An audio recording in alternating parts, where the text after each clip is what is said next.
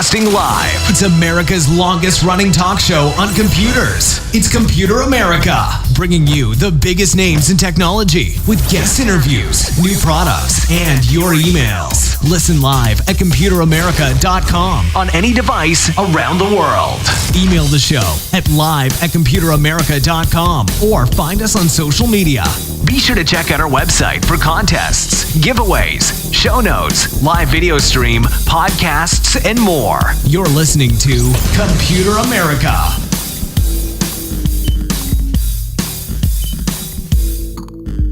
Hello and welcome into the Computer America Show. We are the nation's longest running, nationally syndicated radio talk show on computers and technology. Thank you for joining us. I'm your host, Ben Crossman, and everyone out there, thank you so much for tuning in. So obviously today we have a great show planned for you where in the second part of the program, we will be doing computer and technology news.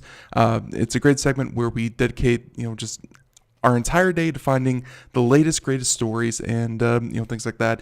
It's going to be a lot of fun. Check that out. But in the first part, we have a guest, and today's guest is none other than a professor from the University of East Anglia. And if you were actually listening to yesterday's show or Monday's show, April 29th, then, we actually covered a story about exactly this topic. So it was very timely, and I'm happy that we could actually talk with, the researcher behind this great work about dementia and Alzheimer's detection, prevention, treatment. Really it's a horrible, horrible disease. And the more that we know about it and better ways to tackle it, hey, it can only be a great thing. And so we're here to talk all about that, and we'll get to that in just a moment. But before we do, first things first, computeramerica.com. That's where you'll find everything, including a link to our guest website. You'll also find any articles that we mentioned. We'll, of course, throw in a link to the game that we are going to talk about today. Anything and everything for today can be found at computeramerica.com. While you're there, check out the live video portion, and be sure to check out some of the articles that we have. We just have a new review of the Glance Smarts wall clock, and we should have another review up here shortly. So no spoilers, but hey, it's just go check it out. So with that being said, everyone, thank you once again for tuning in, and why don't we go ahead and get right into it. So as I said before, we have a guest from the University of East Anglia. He is the professor of dementia research, none other than Professor Michael Hornberger, and let's go ahead and hit the switch. And Michael, if you can hear me, welcome on to Computer America. Thank you for having me. Our pleasure, our pleasure. So thank you so much for coming on. And obviously I gave a little bit of an introduction, but I'm sure I was all hit and miss. Why don't you, before we get into your research and the topic at hand, give us a bit of your background. How long have you been in either app development or, well, of course the app was developed by a separate organization. How long have you been in research and in academia, and just give us some of your background. Yes, so I've been in dementia research over 15 years and been working a long time with different patient groups and dementia patients where we look at people who have either disease or we're looking at people before they develop the disease that we can detect them much earlier. And in terms of app development, I've been doing this for the last pretty much 10 years. So we use a lot of apps actually for diagnostics these days because we found the patients really love interacting with the devices. And for us in particular, we were always told in the olden days that older people don't use computers. Mm-hmm. But for us, once touchscreens came onto the market, it really was such a game changer. And since then, we do a lot of our testing and our own kind of research apps or clinical apps we do on touchscreens, and we can see that older people just love that. So this is really, I guess, my background. Yeah, no, and very, very well said. Let's, I believe there's no one better to kind of talk about this. Dementia research, I'm sure that there are many people out there in the audience listening that have that have dealt with dementia in a loved one. It's because it doesn't just affect the person that that actually develops the disease, but everyone around them. They have to watch one of the most horrible things to happen to a person as they kind of lose their sense of self and that kind of thing. Obviously, treatment for this is very, very difficult. Detection for this, something that you're working on. with Sea Hero Quest. Anyone out there watching the video portion, we're going to put up the website for Sea Hero Quest because it's going to play a central role in our conversation today. But give us a bit of background about dementia. I believe the press release we have here, it mentioned that it's going to affect more and more people. What is kind of like the drive, and I'm sure this is hard to answer, but what's the driving cause around, just it's so hard to detect, it's so hard to treat, it's so hard to deal with. Why is dementia such a problem child when it comes to treatment? Yes, I think it's, as you say, a really horrible disease and more common because of our aging populations. We just are, in general, staying healthy, become older. And one of the main risks for developing dementia is that you become older. So it's really tricky. I think one thing which we found in particular always difficult is that dementia, usually people associate memory problems with dementia. So your memory is not so good anymore, so many people get worried that they might have dementia or not. But what we know now, it's actually really quite tricky sometimes to distinguish what we call healthy aging memory problems from what we would call dementia memory problems. So our memory in general is not so good the older we become. And so the older you get, the harder it can become to detect actually dementia in its earlier stages, which is one reason why it's very difficult then to be treated. The other factor is that I guess memory problems we know now occurring only really when the disease is already quite established in the brain. So in the actual disease, so the most common form of dementia is Alzheimer's disease, which this study we're doing is really about. And in Alzheimer's disease, you have basically two proteins in the brain which are starting to accumulate. And once they accumulate, they become toxic to the nerve cells, and the nerve cells start dying. And we know that this accumulation of the brain cells takes of these proteins takes a long time. And the memory problems only occur very long after actually all these proteins accumulated. So it's really been a big problem that once you have the memory problems, then your brain is already has quite a lot of these toxic proteins, which is a problem if you want to treat people, that you see them actually quite at a late stage. So you want to shift this much earlier. Right, and of course, early detection, and I believe that's really what this this app, the Sea Hero Quest that you've developed, really helps with. But before we even get into that, talk about the need for something like Sea Hero Quest. You mentioned that people enjoy working with a tablet, and I'm sure it's a much more relaxed and low stress environment than bringing people into a research lab and having them do these different kind of tests. And anyone can download this, anyone can do it. How important is this idea that anyone can participate in your study, and it's not and it doesn't really even feel like a clinical any kind of anything clinical. It just feels like you're playing a game, and it just feels like collecting you're collecting good data, and they're just doing something that is fun. Like how important is that for the future of data collection for treatment? Yeah, I think it's huge. In that sense, gaming as far as was such a fantastic way of really engaging people and making them help our research. We call this kind of citizen science research, so that everyone can contribute to this. And we know if we just do our standard research, this can be, quite frankly, quite boring tests we usually do.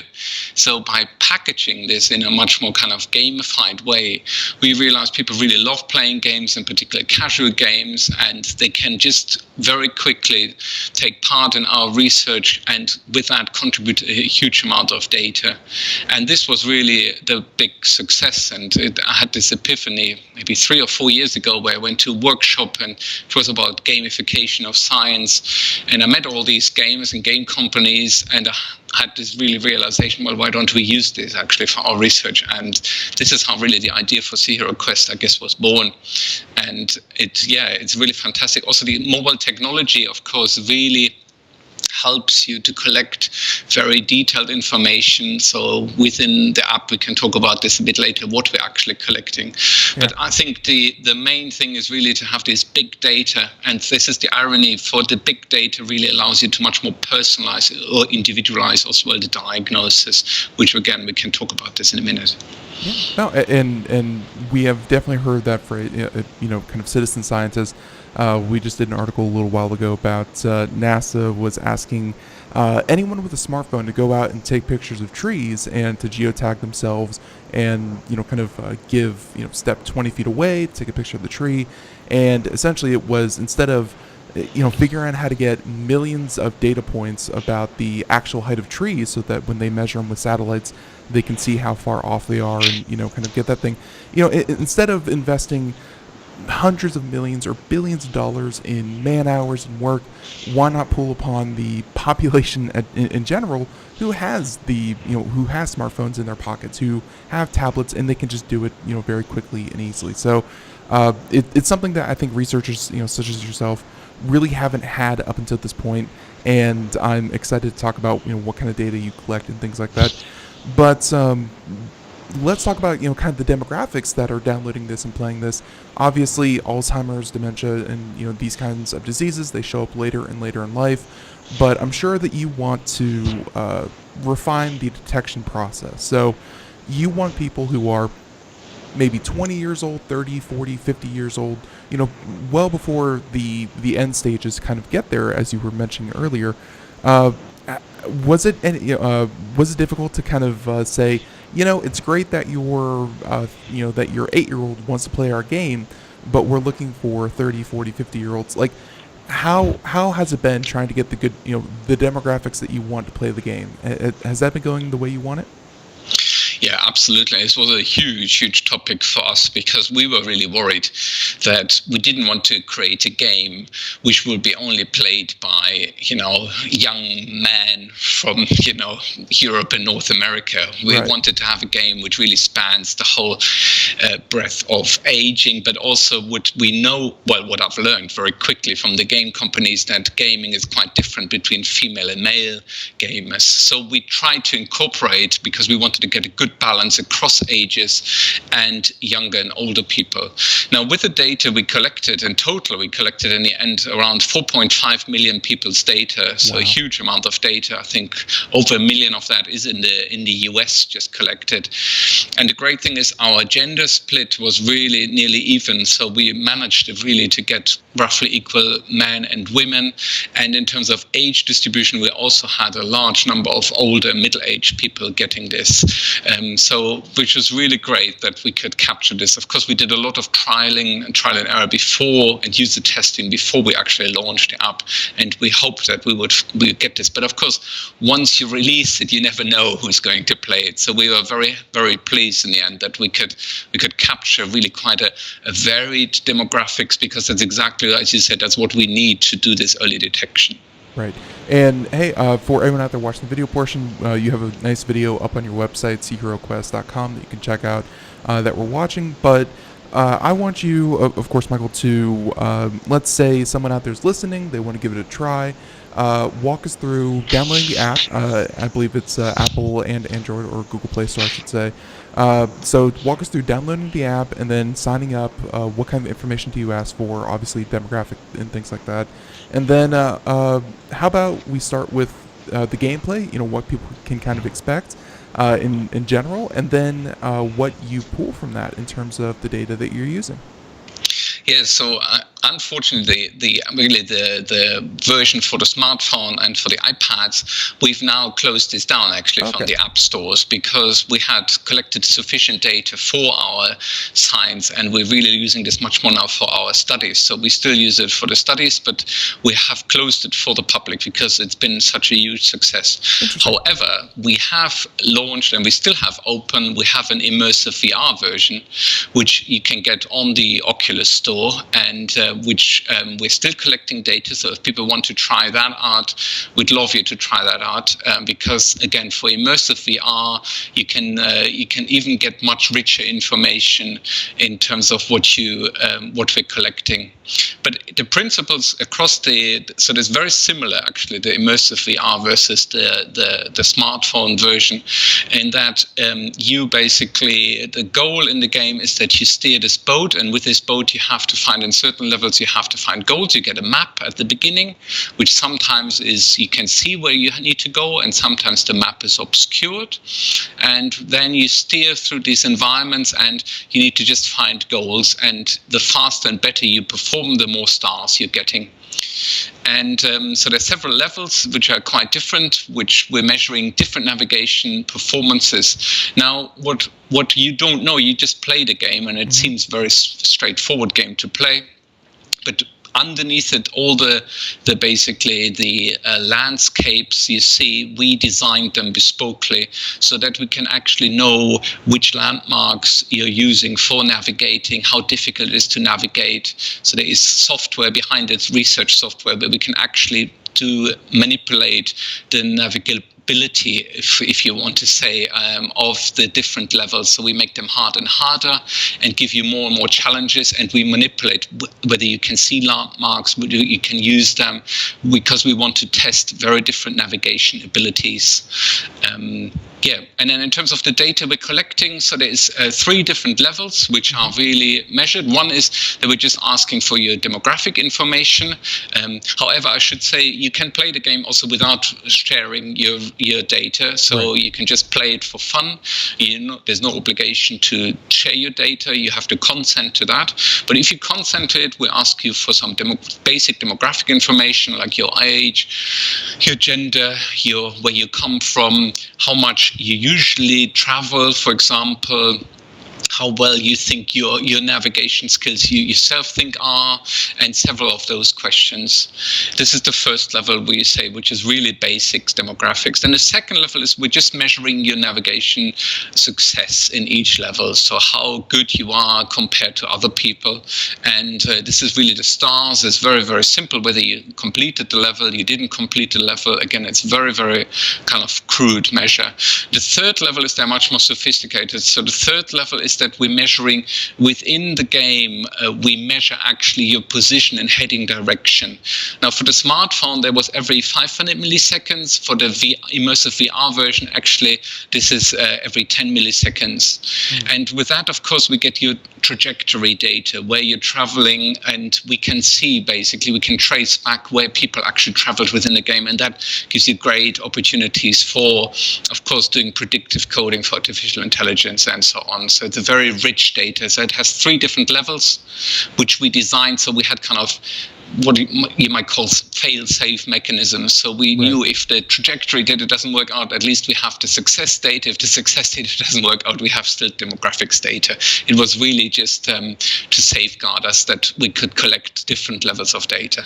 And actually, getting into that specifically, we have the website up right now. Mentioning 2 minutes equal 5 hours, and this is kind of the confusing part, I think, for a lot of people, where 2 minutes of playtime, you generate enough data for scientists. It would take them 5 hours to collect in a similar lab-based research. And again, kind of reading from your website, Sea Hero Quest has been played for over 117 years total, so that's across the 4 million people, generating over 17,600 years worth of dementia research. That's the problem. We have seen similar stories where, yes, you can collect untold troves of data, but let's just take that number, 17,600 years worth of research. What do you do with that? I mean, how do you deal with that? Because obviously, I think hiring enough people to sort through that would be itself a little bit daunting. But you mentioned artificial intelligence. How do you parse through the data once it's available to you? Because it's a lot. Absolutely. I think I should say initially when we launched the game, we aimed to collect data just from 100,000 people. That was our goal. And so therefore we were overwhelmed in a way that we never expected to collect so much data. But you're absolutely right. I think, the demographics or the success data, we can all analyze this. That's fairly straightforward. We have, biomedical statisticians who are used to large data sets. But with the trajectory data, the time series data, then you really get into huge data amounts. Now, we are very lucky that the research community is very collaborative. So we have computer scientists involved in this. And for example, we work with the Alan Turing Institute here in London, where we are using some of their expertise and their servers to actually crunch these numbers. So I myself, as a dementia researcher, I think I would not assume to do anything as sophisticated, but therefore really we have the expertise on board for the project and using other people. This is really, I think, the benefit of the project, that we can share this with other people. So I should also say, in that regard, once we have basically finalized all the research findings, the plan is to make the whole raw data actually open access in a repository. So people who want to analyze it themselves or check what we did or want to find something else, they're more than welcome. Again, it's really sharing it out there. It's not for us to keep the data, but making it accessible to anyone who really might give it a go as well. Yeah, I've definitely heard of similar situations where you are using this for Alzheimer's research, but someone else could take the exact same data and apply it to to similar things. And actually, this part that we were just reading, you would have to pull a lot of people from lots of different disciplines, because some of the information you gave, including the gender gap on the performance of men versus the performance of women, and then to roll into that, countries with more gender equality actually had a more narrow gender gap. You're talking like sociology. You're talking about kind of women's studies and gender studies. Like, I bet a lot of other fields would have a field day with what you're pulling, because it's very interesting. Yeah, absolutely. I completely agree with you. We started it as a dementia project, but we realized very quickly, as you say, that this data is interesting for many, many people who might look at it from a very different angle. And as I said, we are creating at the moment this repository, which then people can approach us and do their own kind of research angle towards it. And the problem, of course, for us is, in a way, we didn't have, from science point of view, we didn't have a priori any hypothesis towards any other fields. So we had our a priori hypothesis for the dementia side, but the other kind of research questions, it's very much that you have to look at this from a much more speculative or exploratory level. But again, we're very happy to share it with people, to make it open access, and then for them to investigate it. I gotcha. Now, and of course, it's available for free download, as you said, for VR in the Oculus Store. So if you could give us a little bit of background on your partner. I believe it was Deutsche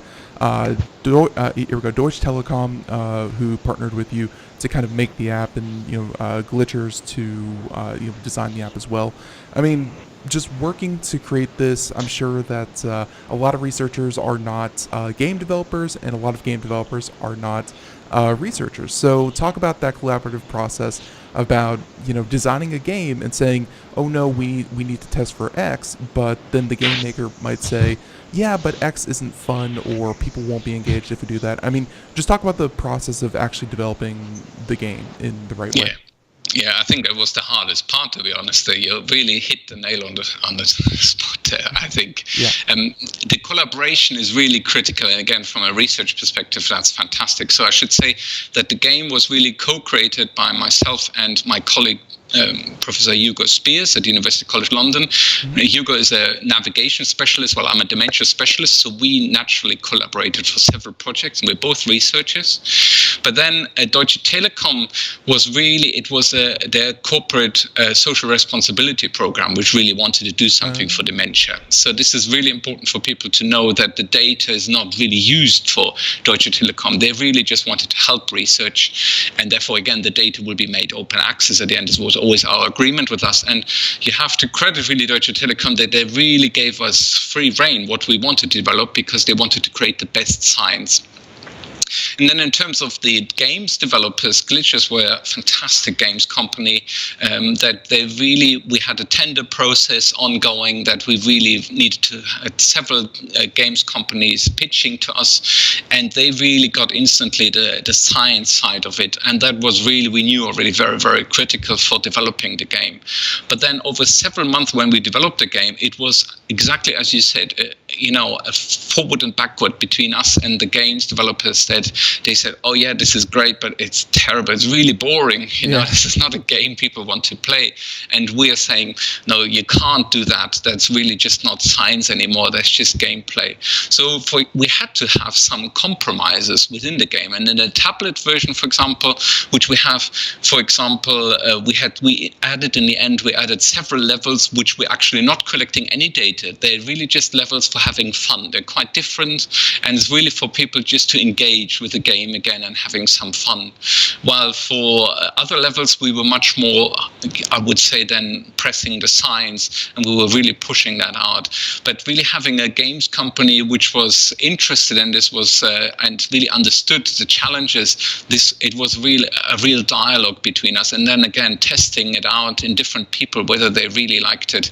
And I myself always gave each version to my children without telling them that I was developing it. And my children are absolutely cruel in that sense. They really give you the frank truth. And very often they told me straight away what they liked or didn't like about this game, which I just downloaded, and which parts were rubbish and which parts were great. Yeah, kids are brutally honest like that. So exactly. So I'm glad that you got the help there. And we were watching the video, and this is actually something that I guess we haven't really mentioned before. Obviously, virtual reality is playing a role here because that's where that's what it's on now. And I'm sure that in your own when you bring people in to study them, you maybe have them put on a VR headset as well. VR isn't really that widespread. There's only so many graphics cards. We cover this on a daily basis, or at least we have covered this on the show. Maybe only a generation or two back are the graphics cards that can support VR. It's getting more common, but at the same time, the entire landscape of people who can even do VR is probably only a couple million, and it's probably affluent white males somewhere, whatever. My point is, not a lot of people have had hands-on experience with VR, and when you're testing, especially this age group, 50 to 75, I think is what you were really trying to focus on here. You mentioned 27,108 UK players between 50 and 75. People who have never used VR, did they take to the research method of playing a game in VR? Because again, it might be a lot of people's first time using a technology like this. Absolutely, I agree. I think that's that VR in itself has been a bit of a challenge, and as you say, it's not as widely distributed.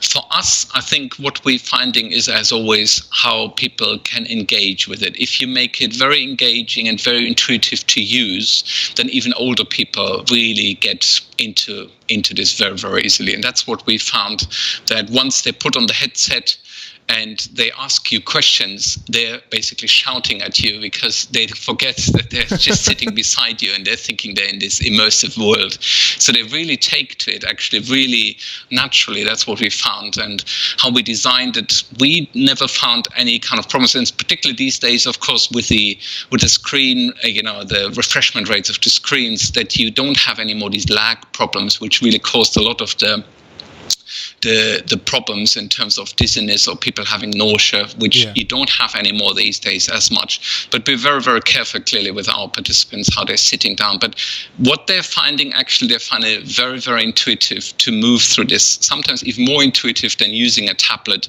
because, of course, for navigation in particular, I always say one thing is, if you just imagine, if you're not sure where you are, or if you're walking down a street, wherever you are, and you're not sure where you are, the first thing is you stop and you have a quick look around. And that's what we can see in immersive VR, is really we can measure this beautifully via the gyroscopic information, clearly of the headsets, that people just have a quick look around. While on a tablet, we're much more limited, that people would have to turn the boat and swipe and have a look around, and you can see it's much more awkward. So the immersive VR is, in a way, more intuitive, but I agree with you, it's not widely distributed, and whether it will be really used as a diagnostic tool, we don't know at the moment. It's really looking into the feasibility of that. Right. And actually that was where I was going to take it next, where we mentioned all the great data that you were able to collect, the people who have tried this, which is all well and good. But now it comes down to, maybe I'm getting ahead of you, but have you been able to analyze? Have you been able to pull anything from the data that this game has generated? As in, you mentioned that you can't really use this as a diagnostic tool, but are we getting closer to a diagnostic tool? Is something like this, feasible, or what's been the positive outcomes of doing this? Yes, I think definitely we're getting now much closer. So from the games data now, we know with the recent publication as well, where we looked at genetic risk people versus not genetic risk people, and now we know which features or which levels in the games were the most sensitive to distinguish people. So from that, we can really base this now on what do we need to extract from the game to create a quick diagnostic test. And that's really important that we therefore designed the levels that we exactly knew what the underlying landscapes, as I said, how people navigate. And then we have this very large data, so we can compare people now to this very large data that we can say, if you are, for example, a 57-year-old female from the US, then we have all the data from the 57-year-old females from the US, and we can compare you to that. And there's thousands of those people. So we know then, are you similar to those people and are therefore maybe not so much at risk, or are you quite different? Because these markers are much more predictive than of Alzheimer's disease. So it's the next step we're now about to develop. How predictive is this? And then can we use this big data to much more personalize it for your, as I said, for your age, gender, and background, that we can tell you, yes, you are at an increased risk or not. Well, and I saw here, in your research that you actually cross-sectioned a small number of people who came and volunteered. This idea of the, and I apologize right off the top of my head, but APOE4 gene. Genetic testing along with the data collected from this, it seems like it's going to be a very large mix of a lot of things that are going to say, here's a red flag, here's a red flag, here's a red flag. You might want to keep an eye with your doctor about your risk of Alzheimer's disease, because it's not just about this one game being a silver bullet for detection. It's going to be, I guess, everything is what you're focusing on. I completely agree. It's, we're not saying that this is the game which tells you whether you will develop Alzheimer's disease in the future. But what we're going to say is that for the first time, we can detect some potential changes in your brain long before you have memory problems. And this really can complement any other investigations, either genetic or any other investigations your clinician will do, or your doctor. So then you can really use this information together, which makes it much, much stronger than to take that all together. Makes perfect sense. And then, of course, I guess the more people who play it, how far back, and this is just just asking your opinion, but how far back do you think something like this would be able to, either for Alzheimer's or for other diseases, but you mentioned that as people get older, they get a buildup of protein, and you start to get the symptoms later in life. But do you think that just based off the data that you're collecting, you can say, for a 35-year-old, you are outside, what people would normally get.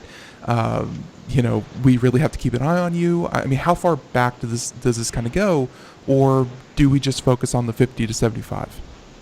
Yeah, well, we started with the 50 to 75 because we know that they are the ones which are likely the next generation to develop it. But I agree with you. Do we go back all the way? Do we know this from childhood onwards? But the answer is we don't know at the moment how far back we should go.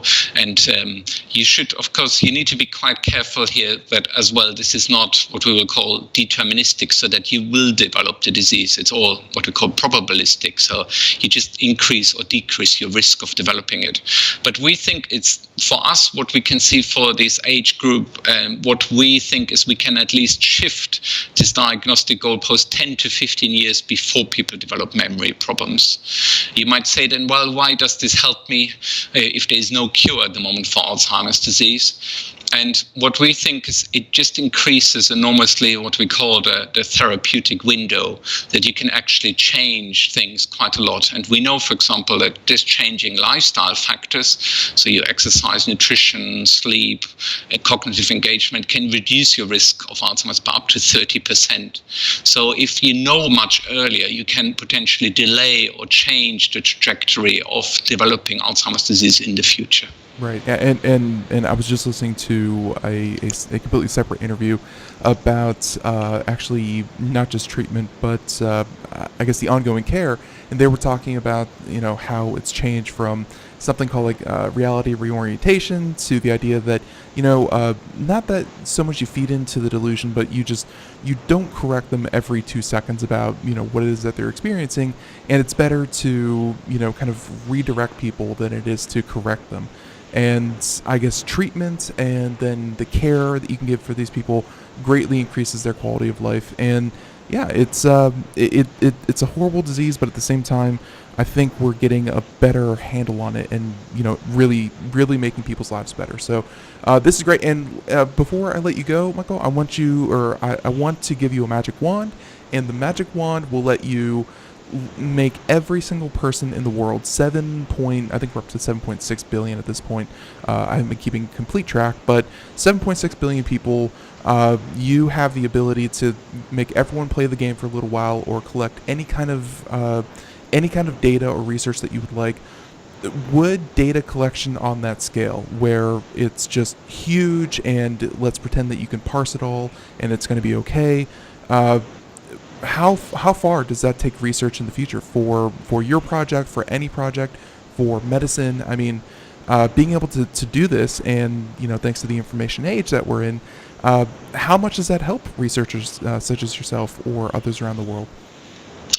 I think it's huge that really the access to data is for us enormous, that it really can help us understand much better what we actually understand in terms of diseases. But really, as I said right at the beginning, this kind of contradiction in a way that we need very big data to actually make a much more personalized, individualized diagnosis or treatment. That's to really keep it, which I think that can help medicine in general enormously, because at the moment there's a really one-size-fits-all kind of approach. Mm-hmm. Well, big data can definitely change that, and clearly, there are ethical challenges for this, and data challenges and privacy challenges. But we hope from a research side that people will really see that this can really benefit an enormous amount of people if you share your data for research. Absolutely, and because you brought it up, I was thinking that I'm sure that you guys do as much as you can to break people's private information down into the relevant data points, where you really don't care that Ben is a 28-year-old white male from America. You just care that a 28-year-old white male from America played this game and had these results. Privacy, how much of that was a concern? And I guess at some point, if people are maybe a little wary of this, what like do you associate data with names and people and things like that, or is it just strictly not associated with anyone after you collect it? Yeah, I think for us, it's all about consent, I guess, whether people know what they're signing up to. And for See Here Request, we decided that we're trying to collect it as anonymously as possible. But as you know, digital fingerprinting is always an issue that, you can potentially pinpoint to people. But we really took very much care that we only collect the demographic information we're asking in these questions. And we hope people are truthful with that.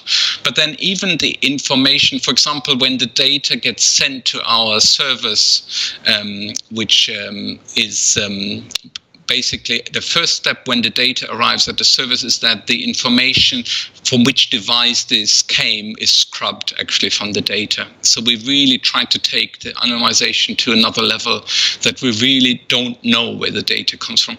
Now, the flip side of this is, of course, many people start contacting us and say, well, how well did I do? And do I have a risk for Alzheimer's disease? And we say, well, we can't tell you that.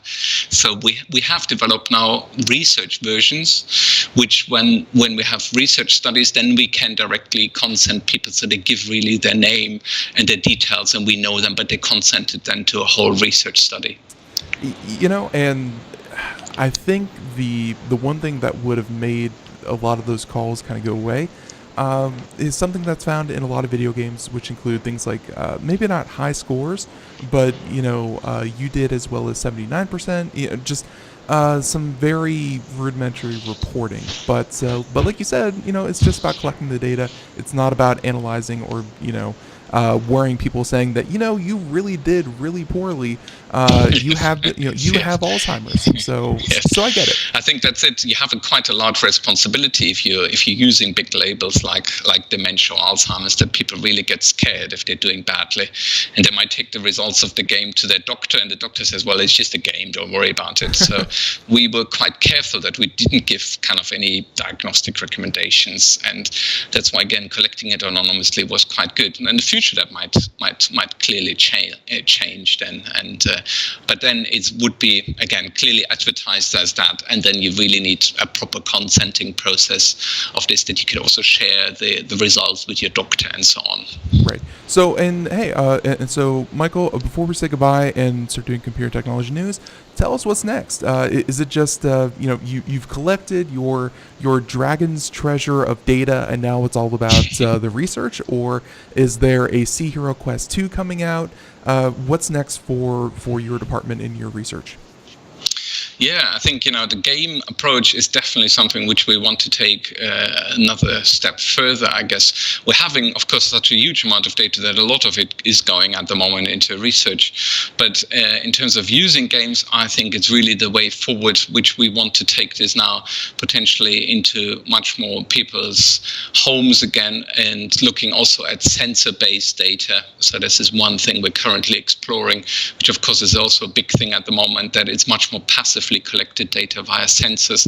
People these days carry so many sensors on them already. Mm-hmm. So this is one step we want to maybe take it further, to use one angle is really to use more gamified approach to potentially help people then much better to deal with the symptoms, and the other one is to do much more passive kind of sensor measuring, which I think again is hugely beneficial. Huge amounts of data, but it really gives you a much more, I would say, like ecological way of how people actually do at home, instead of a kind of artificial lab session where people would come in to be tested.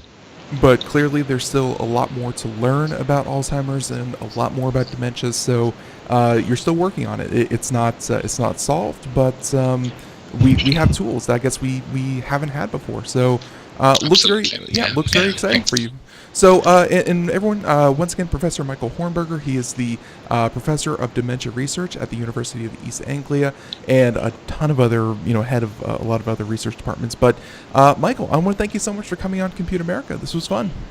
No, thank you so much for having me. Our pleasure. So, until next time, really, we'll sign up for PNAS and look for more research, but in the meantime, I want to thank you once again for coming on, and next time you have something to share, please please send us an email. We'd love to have you back on. Fantastic, will do. All right, have a great one. Bye-bye. Thank you. All right, everyone, and there he goes. So obviously, if you want to check more, we will have links in the show notes at computeramerica.com, and we'll be sure to do that. So why don't we go ahead and hit this particular button right here. There we go.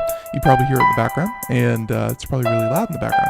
So everyone, there you go. That was our interview. It was a lot of fun, and be sure to check out Computer America. But in the meantime, everyone, we'll be right back. More Computer America right after this computer technology news. We have time for a couple of stories, and then when we do that, we'll finish out the show. So everyone, stay tuned. More Computer America right after this.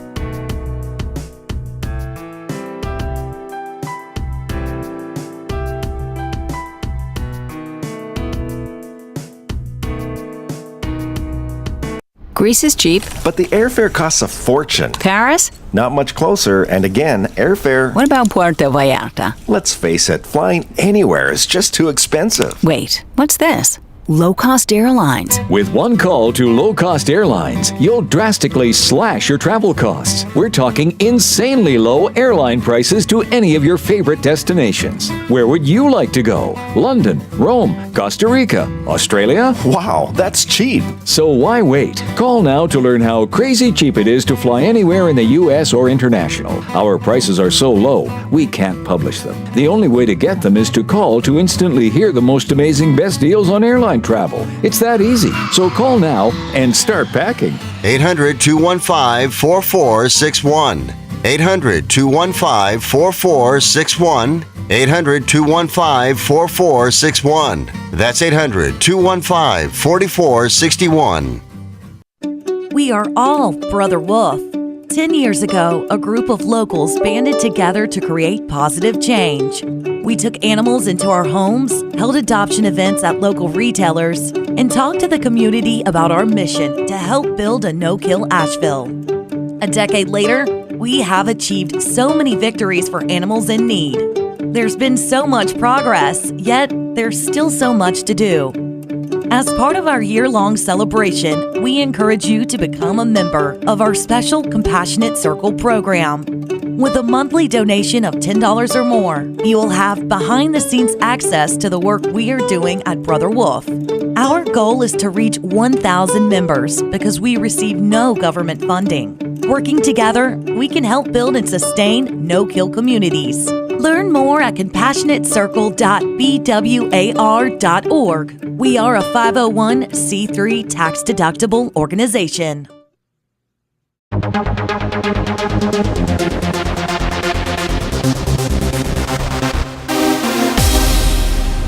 And welcome back to the Computer America Show. It is 32 minutes past the hour as we continue on here. And everyone, I want to once again thank thank the professor for coming on and of course sharing his research and his unique take on combining technology, data, and of course medicine. It's something that you will be hearing more and more of, and we're really happy that we were able to talk with him. Funny story. Yeah, on Monday we were just talking, just discussing an article that did exactly that, and turns out, hey, we had them scheduled for the very next day. So, hey, we try to bring guests to you that are as relevant as possible and timely as possible, and it's always a lot of fun. So check that out. Okay, everyone, let's go ahead and continue on. We're going to do computer technology news. We have about 10 minutes, and we're just going to have fun with it. So everyone, computer and technology news brought to you by Computer.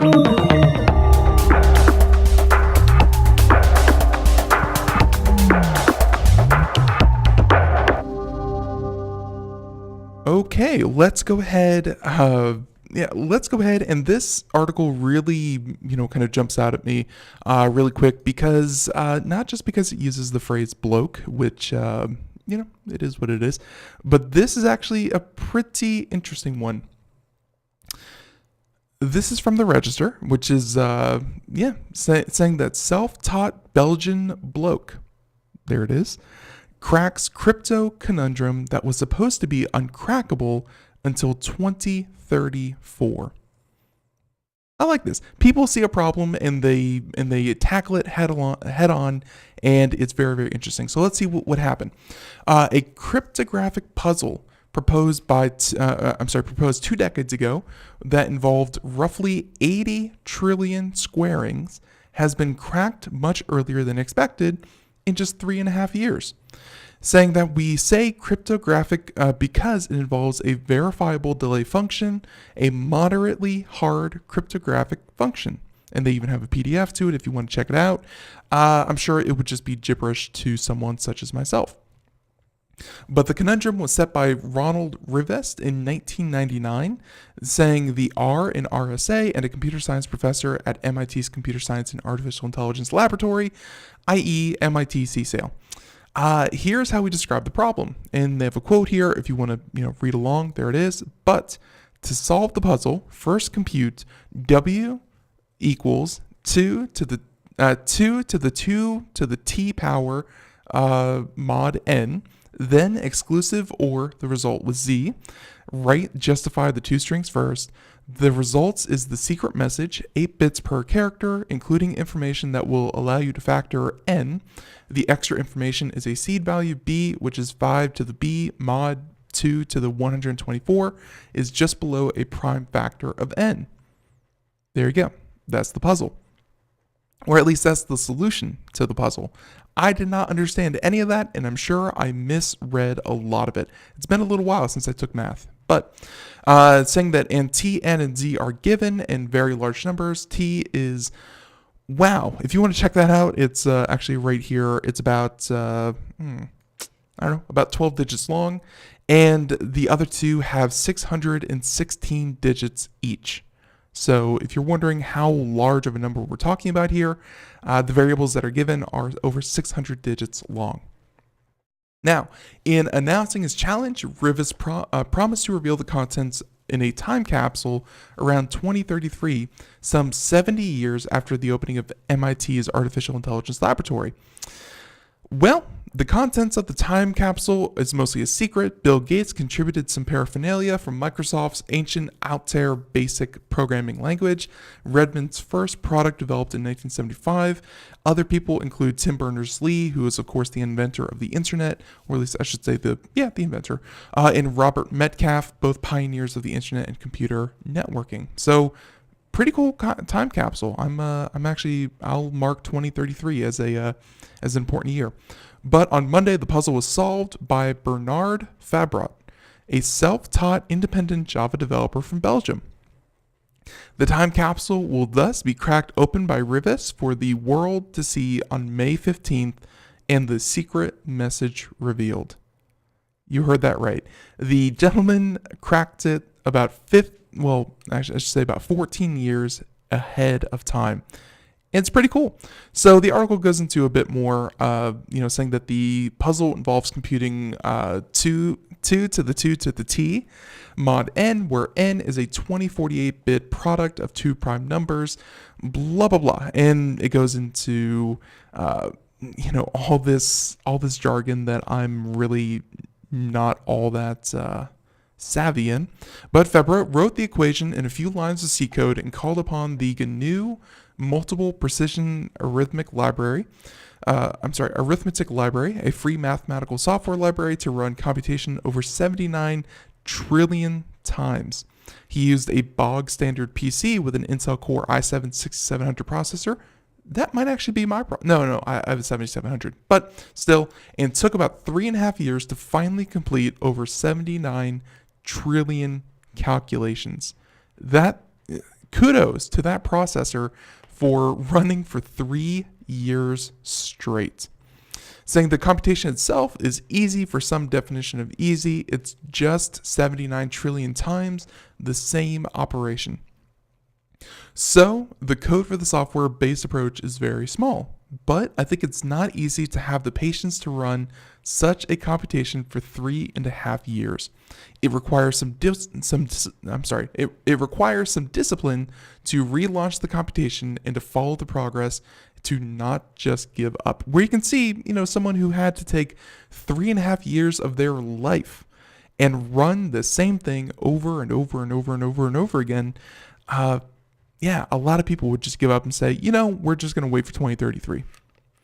But basically, he said that we have optimized circuits for the FPGA toward low latency, which allows us to perform each individual squaring operation much faster than a general purpose CPU could do. Between the algorithmic improvements and the specialized hardware is about 10 times faster versus a software approach. So there you go. Very, very cool. And they solved it, or at least one gentleman with one little bit of code and a lot of time on his hands was able to solve it. And so May 15th, we'll be sure to check that out. So in 2 weeks, all of that paraphernalia will be released, and hey, we'll get to see it. I like it. Now, let's go ahead and continue on. So a lot of different stories that we cover here, and we have time for just about one, maybe two more. Let's talk about Uber and Lyft. This is pretty interesting. So obviously, Uber and Lyft, whenever they make the headlines, it's not usually for a good thing. They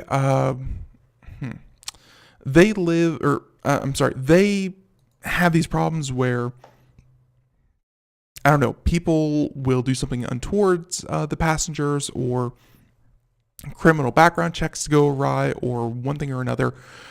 Well, I'm not sure what caused this, and I'm sure the article will continue to, will explain it to us. But check out this headline from Engadget, and Amrita Khalid, saying that Uber and Lyft have stopped accepting new drivers in New York City, saying the move comes after a new wage floor for drivers. So it sounds like they're not taking anyone else because, well, they have to pay the existing people more. Uber and Lyft has stopped hiring new drivers in New York City due to a newly passed law aimed to tamp down an already oversaturated rideshare market. Politico reported that Uber stopped accepting new drivers on April 1st, with Lyft following suit on April 19th. The decision comes after the city put in place a new wage floor for rideshare drivers strongly opposed by both companies. And let's see, the wage floor, for those of you who did not catch it, app-based contract drivers will receive $17.22 per hour in the future. There you go. So it brings in line with the $15 minimum wage. The additional $2.22 takes into account contract drivers' payroll tax and paid time off. So if you're wondering why $17.22, it's because $15 minimum wage in New York City, and combine that with the taxes. So now everyone gets a minimum of $17. In a notice on its website, Uber attributed its hiring freeze to the new regulation by the Taxi and Limousine Commission, the governing body that regulates rideshare and taxi industry in New York City.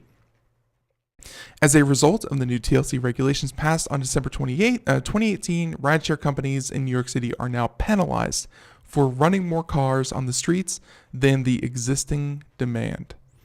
Which I kind of get. Obviously everyone wants to earn a little bit of money. If you have some free time, you hop in your car, you turn on your app, and you go ahead and you start going. But at the same time, if everyone does that, especially in a very, very tight space such as New York City, and you just have cars that are aimlessly driving around waiting for fares, you actually contribute to congestion that would otherwise not be there if you, say, have maybe 1,000 people who are looking for rides, and then at the same time, you have another, 400 or 500 cars that are looking to pick up fares, and, the demand just isn't there for the amount of cars that you're putting onto city streets.